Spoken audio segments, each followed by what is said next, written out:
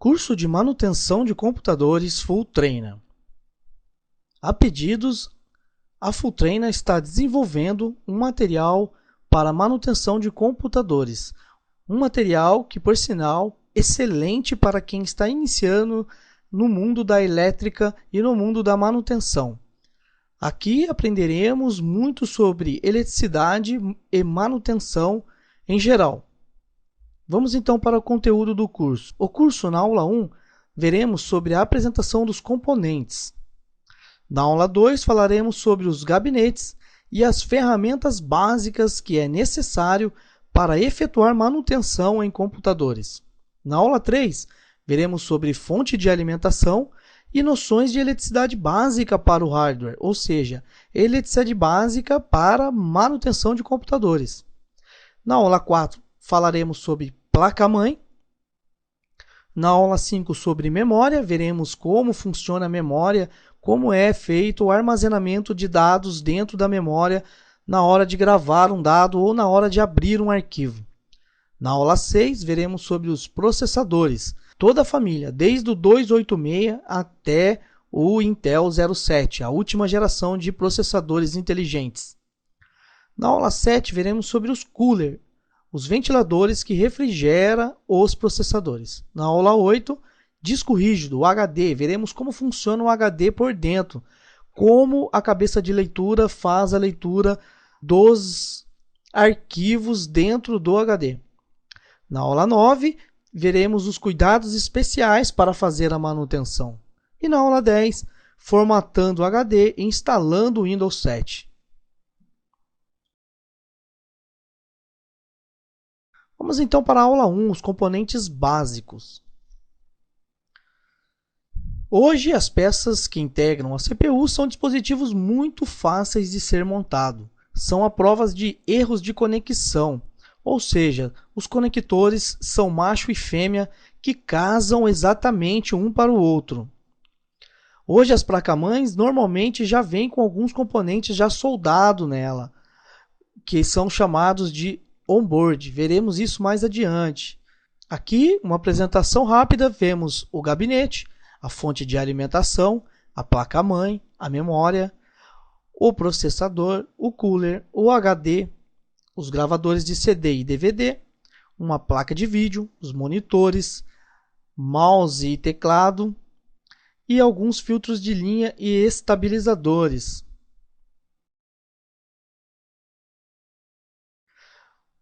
Aula 2. Gabinetes e torres. Os gabinetes é uma caixa metálica que vai armazenar o resto dos componentes que integram a torre montada para o uso de um computador.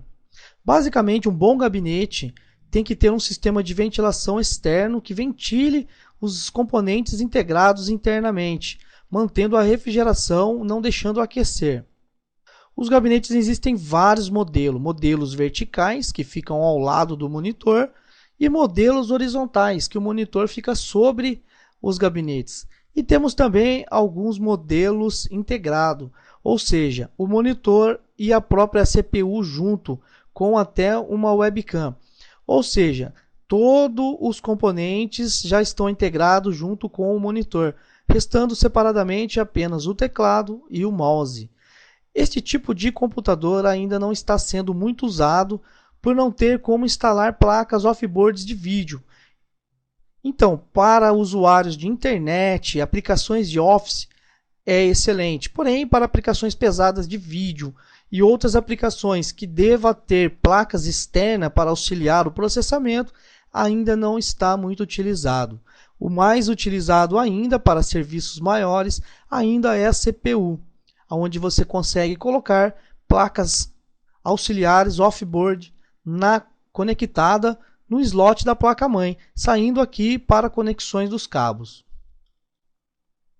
As ferramentas básicas para uma manutenção de computador são chaves de Phillips, chaves de fenda, pinça para pegar alguns parafusos que às vezes caem dentro da CPU, dentro da torre, você não consegue pegar com os dedos, você deve usar uma pinça, um alicate de bico também para auxiliar, uma chave para saber se está energizada, você encosta dentro do componente, a lâmpadazinha acende dentro da chave e chave para soltar os parafusos na traseira da CPU, da torre. E também um multímetro. O multímetro é uma ferramenta básica para aqueles que têm o conhecimento de eletricidade básica, que falaremos também como funciona esse instrumento para utilizar dentro da manutenção de computadores. Aula 3. Fonte de alimentação. Falaremos sobre fonte, estabilizadores e terminais conectores. As fontes são várias no mercado, porém, o ideal é uma fonte de 450 watts a 500 watts real. Porém, a maioria que está sendo comercializada é de 250 watts. Porém, é uma fonte muito fraca. Ela, se você instalar uma placa off-board de vídeo, pode comprometer todo o teu computador. Então, o ideal é colocar uma fonte de 500 watts, que vai suportar uma placa de vídeo e até mesmo uma placa de som externa. Temos aqui um modelo aberto de fonte de alimentação, na qual entra 110 ou 220 de volts alternado, que entra na fonte de alimentação, passa pelo transformador, passa pelos filtros e passa alimentando todos os componentes da CPU. Vamos então entender o que é VAC e VDC. É muito importante entender para saber exatamente com que você está lidando, com que tipo de força você está mexendo. Então vamos entender. VAC é volts alternado. É a alimentação elétrica que chega na tua residência, na tua empresa, pela fornecedora da hidrelétrica. Ou seja, ela alterna do positivo para o negativo. Então, é uma fonte, é uma alimentação alternada. E a VDC? VDC é uma alimentação contínua, volts direto, corrente direta. Isto é usado com fontes, baterias, pilhas e etc. Então, no nosso caso, dentro da CPU, é usada uma fonte de 24, 12, 5 volts. Em nosso caso, uma fonte de alimentação entra 110 ou 220, dependendo da sua necessidade. Tem uma chavinha que você converte. Se o seu local é 110, você muda para 110. Se no teu local onde você mora é 220, você muda para 220. Alimentando então e passando pelo transformador, filtrando e deixando ela contínua. Ou seja, todos os aparelhos eletrônicos são alimentados por energia contínua e não por alternado. Sofre uma passagem de filtragem, uma queda dessa tensão, filtragem, e chega a 12, 5 ou 24 volts, dependendo da alimentação do seu equipamento. No caso do hardware, no caso dos nossos computadores, 12 e 5 volts DC, corrente contínua. Então aqui vimos o funcionamento da fonte, como a fonte funciona, o que é uma tensão alternada, VAC, e o que é VDC, corrente contínua, pilhas, baterias e etc. Os estabilizadores. Bom, como já vimos o que é VAC e VDC, então ficou bem mais fácil explicar os estabilizadores. Os estabilizadores também é alimentado com 110 ou 220 e também sai 110 ou 220. Neste caso, ele não transforma para VDC e também não abaixa a tensão, ele apenas filtra. Ou seja, se você ligar o teu computador sem um estabilizador, ele pode sofrer uma variação que vem da fornecedora de eletricidade, a Bandeirantes, ou seja, a fornecedora de sua região. Esta variação pode danificar e comprometer toda a sua CPU. Imagine você ligando sua TV de LED em uma rede que varie desta forma. O que vai acontecer? Vai danificar a fonte de alimentação, seja de qualquer instrumento eletrônico. Então, o ideal é colocar um estabilizador para que ele filtre e mantenha sempre 110 ou 220, alimentando e mantendo a saúde do seu equipamento eletrônico. Então, aconselho não só em seu computador, mas em todos os componentes eletrônicos da sua residência, alimentar por um estabilizador. Os conectores. Conectores de 24 pinos. É o conector que alimenta a placa-mãe. Temos aqui uma travinha na qual ele se encaixa perfeitamente na placa-mãe. Não tem como você inverter, porque não vai encaixar. Só vai encaixar se você colocar do lado certo, devido a esta travinha. Temos aqui um modelo de como funciona cada pino deste conector. Desde mais 3.3 VDC, corrente contínua, com certeza, porque ela já filtrou, já passou pelo transformador e transformou para corrente contínua. Então aqui você vai ter tudo corrente contínua, nada alternado. Alguns negativos, os comuns são todos negativos, e alguns positivos, 3, 12 e 5 volts. Os componentes integrados, os CIs, normalmente são 5 volts. E a alimentação de motores, como o HD e os gravadores de DVD e CD, normalmente são alimentados por 12 volts. Temos aqui um conector de 4 pinos, o conector que alimenta o processador na placa-mãe. Este é um conector SATA, um serial SATA, que alimenta o HD e também alguns modelos de DVD. E agora veremos como funciona o multímetro. De repente, você está entrando no mundo da elétrica e também quer comprar um multímetro, mas não sabe como mexer com o multímetro. Este é um multímetro básico, um multímetro simples e barato no mercado. Então vamos entender. Esta parte de cá, que tem um V e um símbolo de variação, é a corrente alternada, como falamos já em aulas anteriores. Corrente alternada, a corrente que vem da Bandeirantes, da fornecedora de energia elétrica. A energia que está nas tomadas, nas lâmpadas, dentro das residências e nas indústrias. E aqui temos a corrente contínua, correntes de baterias, pilhas e fontes de alimentação. São fontes que alimentam com corrente direta, volts direto, que pode ser de 0 a 1000. Quando você for usar uma medição de uma corrente, de uma voltagem ou de qualquer item que seja, nunca coloque na escala exata. Por exemplo, se você for medir uma fonte de 24 volts, nunca coloque em 20. Sempre coloque em uma escala superior, neste caso 200 volts. Você não sabe se ela é 12, 24, então na dúvida sempre coloque uma escala maior. Isso também se aplica para alternada. Se você não sabe se é 110 ou 220 a tomada, então coloque no 750 e faça a medição sempre com uma escala a mais do que a escala que você acha que está sendo monitorada. Temos aqui também as resistências. Medições de resistência é medida em K ohms, ou seja, você vai achar um valor quando tiver a resistência ok, e se a resistência estiver rompida, estiver quebrada, aberta, vai aparecer um 0L ou um número 1 apenas aqui. Você vai medir e não vai ter valor algum, apenas o número 1. É sinal de que essa resistência não está boa, pode ser trocada.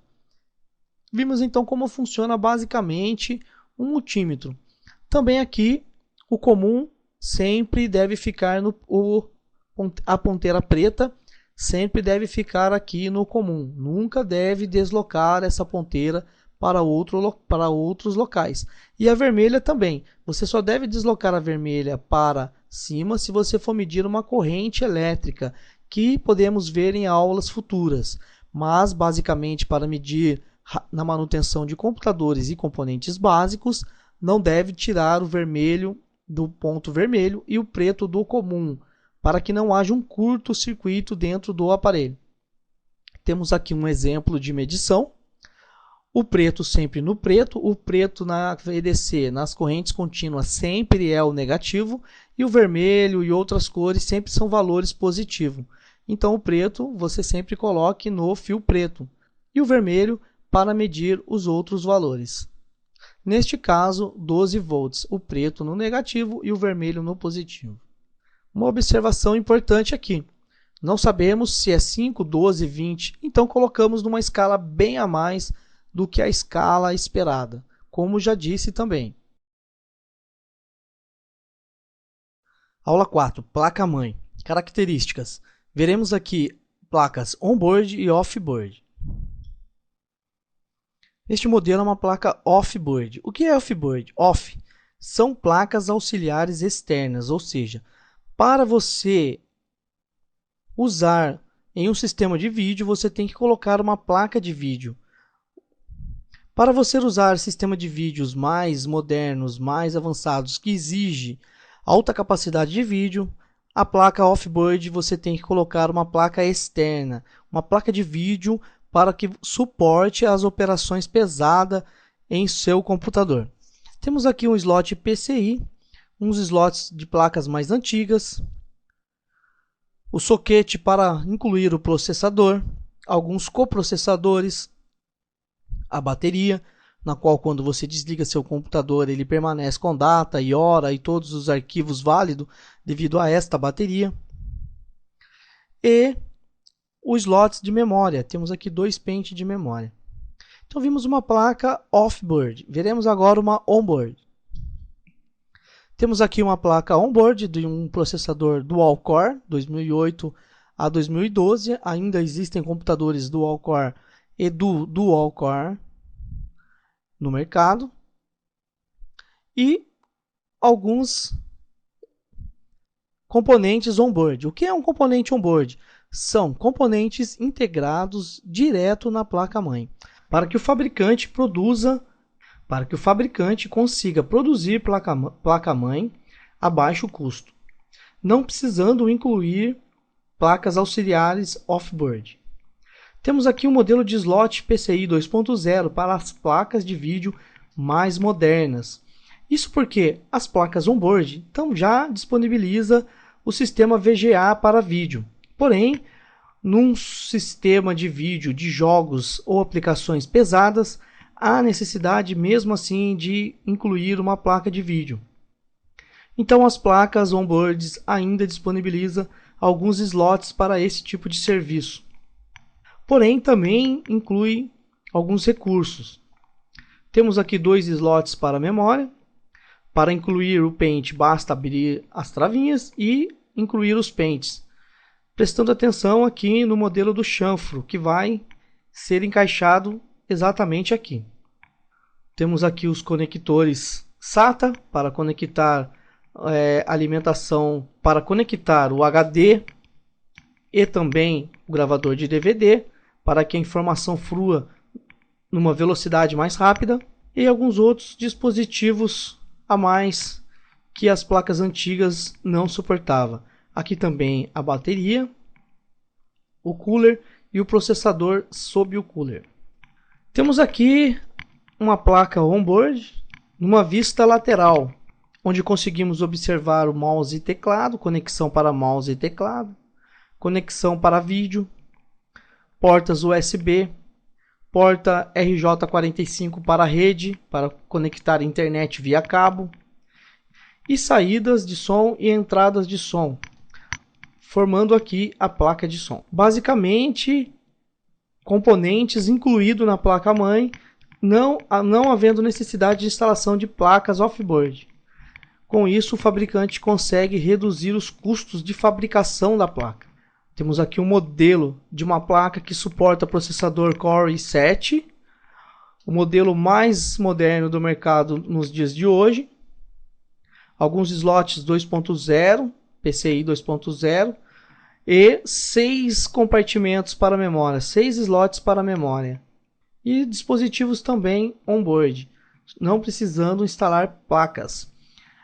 O i7 é um processador que já inclui em seu núcleo um compartimento já próprio para vídeo. O Core i7 tem uma diferença que não precisa de placa de vídeo, ele já tem uma aplicação extrema para fins de aplicações de vídeo. Aula 5, memórias. Falaremos sobre as DDR2 e algumas características especiais das memórias. CI, circuito integrado. O que vem a ser o circuito integrado? São os chips que acoplam na plaquinha da memória, no pente de memória, formando este pente com todos os CIs integrados que farão a função de armazenamento de dados.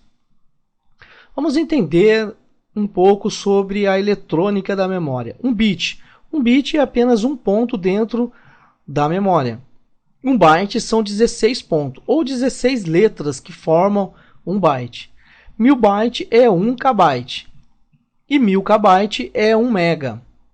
1 mega significa 1 milhão de bytes. Ou seja, você consegue colocar 1 milhão de letras dentro da memória. Vai ocupar 1 mega. Ou 1 milhão de pontos que formará uma imagem de 1 mega.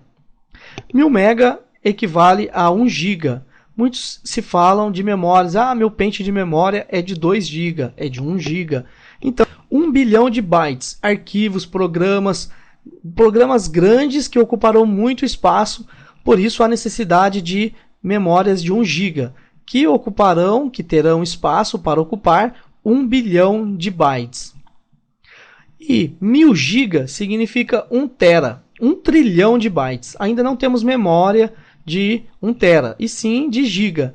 Memórias de 2 e até de 4 GB. Tera ainda não temos. Estamos na era do HD de 1 tera. A maioria dos computadores comercializados no mercado já tem HD de 1 tera, de 1 trilhão de bytes. Então vamos entender aqui a tabela. Aqui Jefferson Fujairah tem 16 bits, ou seja, 2 bytes. Esta imagem ocupa 6 quadradinhos, 6 pontos, então ela tem 6 bits.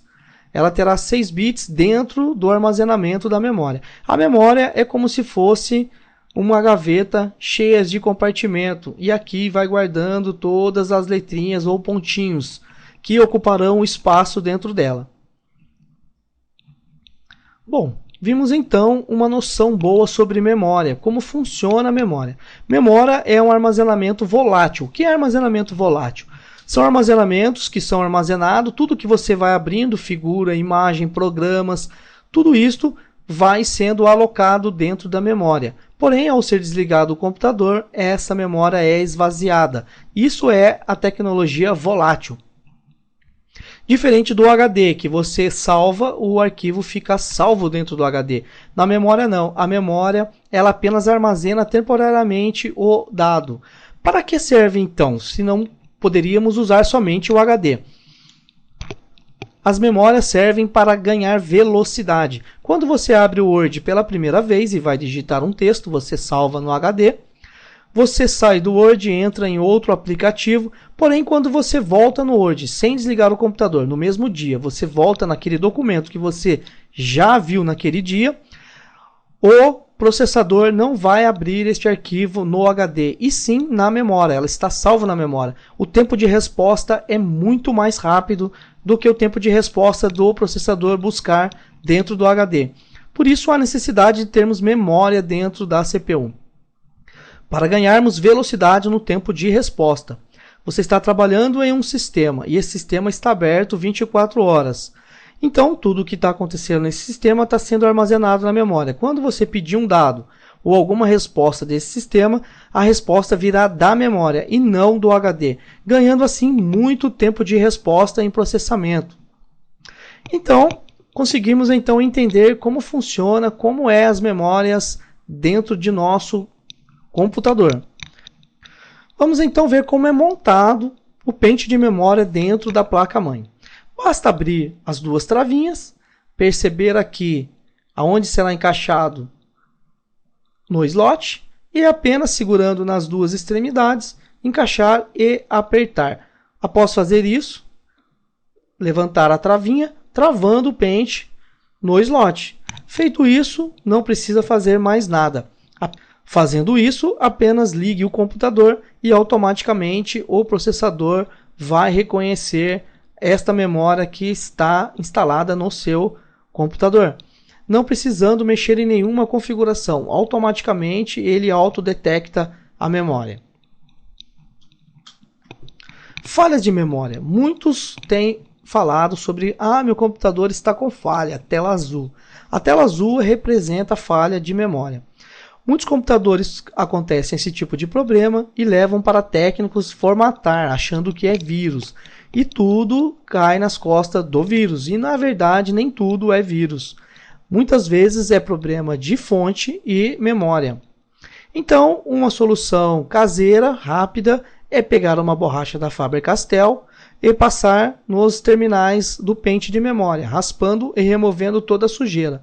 E em seguida, volte a colocar no slot. Com isso, grande parte dos problemas são resolvidos. Se isso não resolver, então consiga uma outra memória, um outro pente que esteja em condições ok e teste no local para ver se essa memória está queimada. Se resolver, então a memória realmente está ruim. Se não resolver, tente uma próxima memória, um próximo pente. O problema também pode ser na própria placa-mãe. Então, aqui uma solução caseira é dar uma limpada nos pentes e encaixar novamente.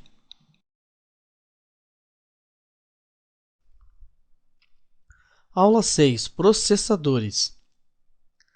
Existem duas marcas de processadores: processadores Intel e processadores AMD. Porém, no Brasil, de maior circulação são os processadores da Intel, onde daremos maior ênfase neste curso. Mostraremos aqui o início dos computadores com os XT e os processadores Intel i7 com a nova plataforma em 3D, totalmente com animação gráfica. O XT iniciou-se com sistemas para cadastro e para controles de estoque. Somente as grandes indústrias tinham esses computadores. Esses computadores eram de uso do exército e de grandes empresas. Não era muito liberado às pessoas físicas, e sim às empresas. Porém, no decorrer dos anos, foi chegando até os usuários.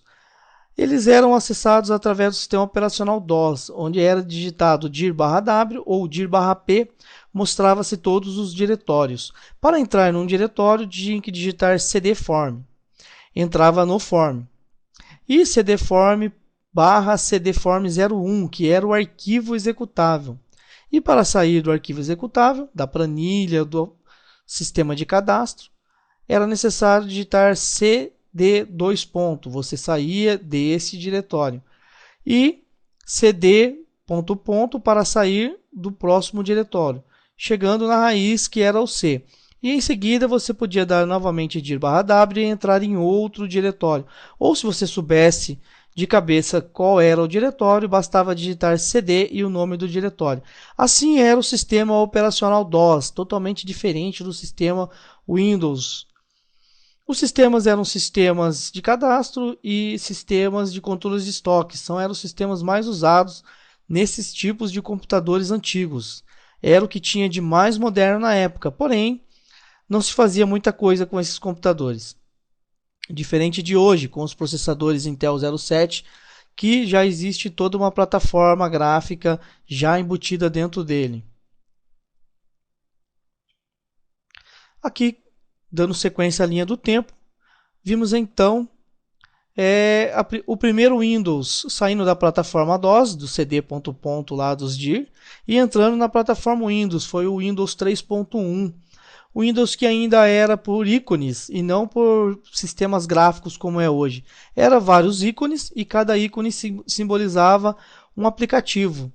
E assim você iniciou-se então a parte gráfica.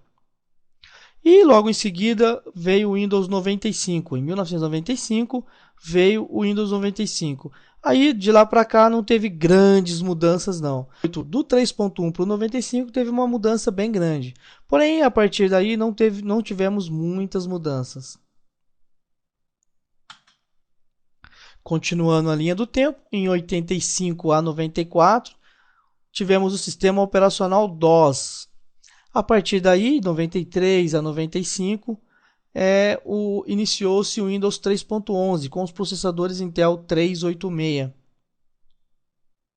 De 95 a 2000, entrou-se o Windows 95 e o Windows 98, usando os processadores 486, os 486MMX, os 586 também. E em 2000 iniciou-se o Pentium 4 com o Windows 2000 e o Windows XP. Em 2006 a 2010 vieram os Celerons, os processadores Celeron. Em 2010 o Windows 7, já com os processadores Dual Core. Em 2010 também, com o Windows 7, já entrou os processadores do dual core até quadricore, ou seja, 4 núcleos dentro do processador. A partir daí tivemos o Core i3, que são 3 processadores núcleos dividindo funções no mesmo momento, ou seja, você consegue fazer várias operações ao mesmo tempo. São os processadores inteligentes da Intel. O i5 já com alguma interação gráfica e o i7 totalmente para sistemas gráficos. Vamos entrar agora na montagem dos processadores, como é montado. Na placa-mãe, abaixe uma travinha que tem logo ao lado do soquete para liberar a trava. Liberando a trava, levante a travinha e introduza o processador.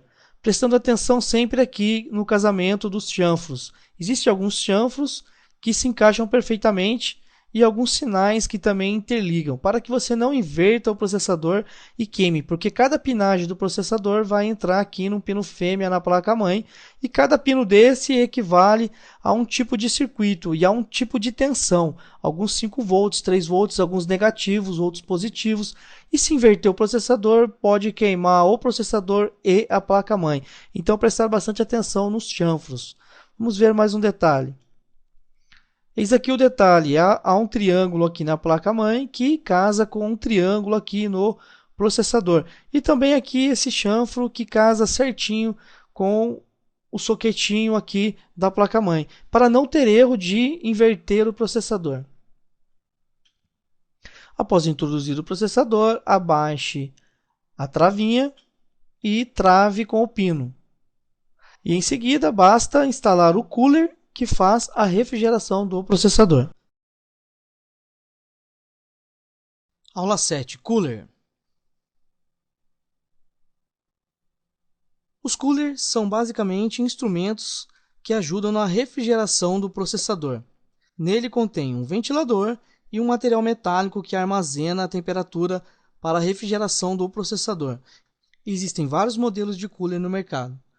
Vai do cliente escolher qual modelo que vai se adaptar melhor à sua CPU. Aula 8. Disco rígido, HD. O HD é o componente responsável pelo armazenamento físico dos dados. Diferente da memória. A memória é um armazenamento volátil. Toda vez que desliga o computador, tudo que está armazenado se esvazia.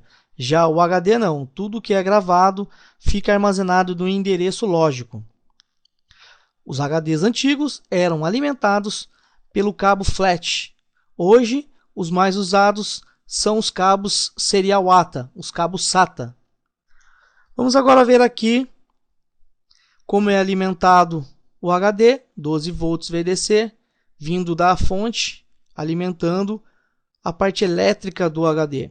E aqui um cabo serial ATA de comunicação, um cabo que comunica entre o processador e o HD.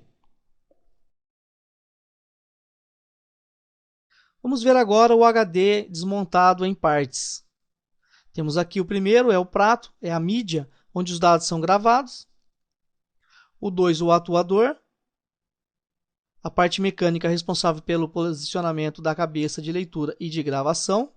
O 3, componentes internos do controle do atuador ligados à placa controladora lógica externa, é o controle de alocação da FAT. Veremos adiante o que é a FAT.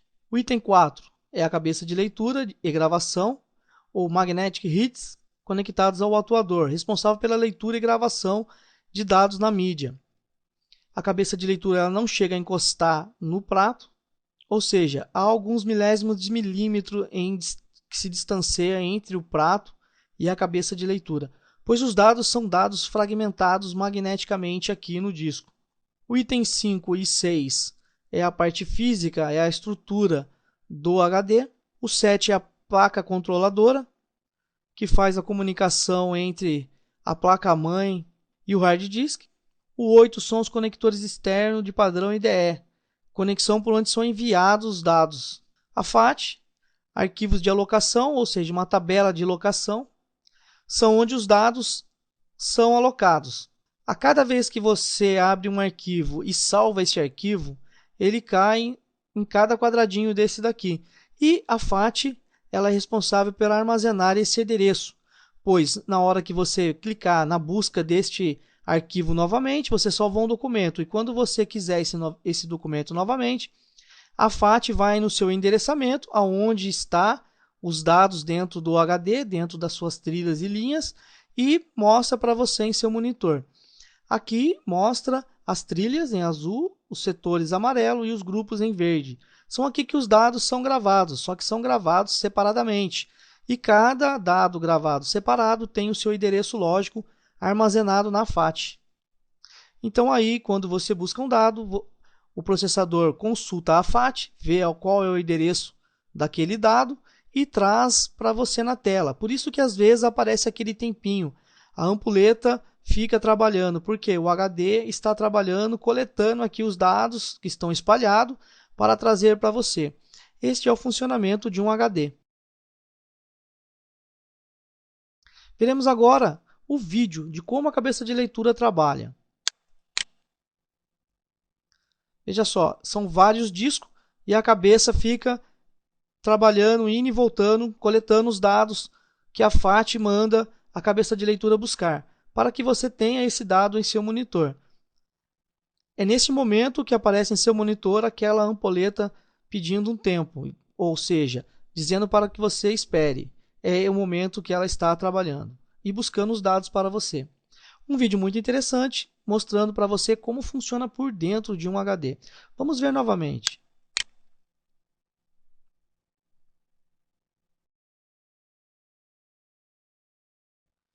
Bom, vamos agora entrar na aula 9, cuidados especiais, ou seja, energia estática. Os cuidados especiais que temos que ter com as energias que podem danificar a CPU. É recomendado que de tempos em tempos abra o seu gabinete e tire toda a poeira, pois a poeira ela pode formar arco voltaico e queimar a sua placa-mãe ou componentes dela. Então, sugerimos que faça uma limpeza a cada 2 meses dentro da CPU. Recomendamos também que antes de mexer em qualquer parte da CPU, descarregue toda a energia estática que há em seu corpo. Basta colocar a CPU numa mesa e descarregar colocando a mão na fonte, ou em qualquer parte metálica que esteja em contato com o chão. Vamos agora ver aqui o que é errado e o que é certo, o certo e errado. Errado é colocar o dedo direto nos componentes, que pode haver uma energia estática e queimar esta memória. O correto é segurar nas extremidades. Da mesma forma como a placa, aqui temos um exemplo de uma placa de vídeo, que não é correto colocar o dedo entre os componentes, e sim segurar nas extremidades, pois o corpo armazena muita energia estática e pode queimar ou danificar. Mesma coisa aqui com o processador, nunca coloque o dedo na pinagem do processador, e sim nas extremidades. Aula 10. Formatando o HD e instalando o Windows 7. Primeiramente, antes de formatar o HD, é necessário que tenha em mãos o disco de instalação do Windows 7. Tendo o disco em mãos, abra a gaveta do seu drive de CD. Após colocando o disco de instalação do Windows no drive, reinicie o seu computador. Se o seu computador não está formatado para iniciar pelo drive de DVD, você deve entrar no Setup e mudar a configuração para que ele faça o boot no drive de DVD. Neste caso, aperte qualquer tecla para entrar no CD. Ele vai entrar no conteúdo do CD. Aqui ele está abrindo o CD. Após abrir o CD, ele vai entrar no sistema de instalação do Windows. Entrando no sistema de instalação, você escolhe o idioma e será iniciado.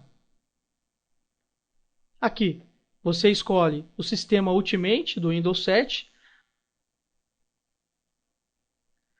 Clique em aceitar a licença e escolha a opção personalizada para formatarmos o HD. Se você escolher a opção atualização, apenas ele vai instalar o Windows por cima do Windows antigo e ficará 2 Windows instalados no seu HD. O antigo ficará como Windows Old e o novo como Windows normal, mas você terá os 2 Windows instalados em seu HD.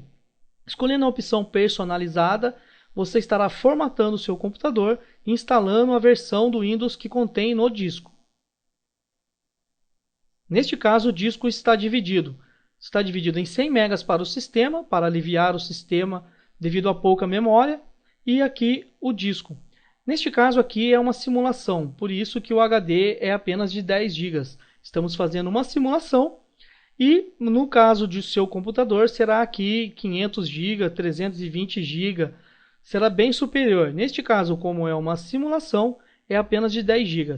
E 100 MB ficou disponível para a memória.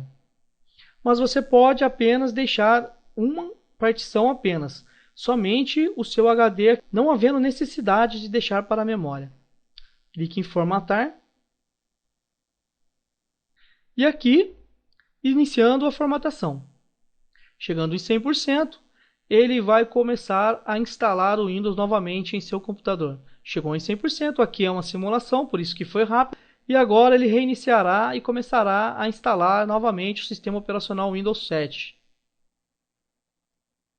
Iniciando e instalando o sistema Windows 7 novamente. Como disse, é uma simulação, por isso que está rápido. Normalmente demora entre 40 minutos e 1 hora esse sistema todo. E aqui começará a instalar o sistema. Aqui você coloque um nome para a sua máquina. Neste caso, não recomendo colocar senha, porque você pode esquecer e haver um travamento em seu computador. Deixe em branco. E pronto, o seu sistema estará instalado, bastando apenas algumas configurações como internet e outros detalhes que você pode mudar.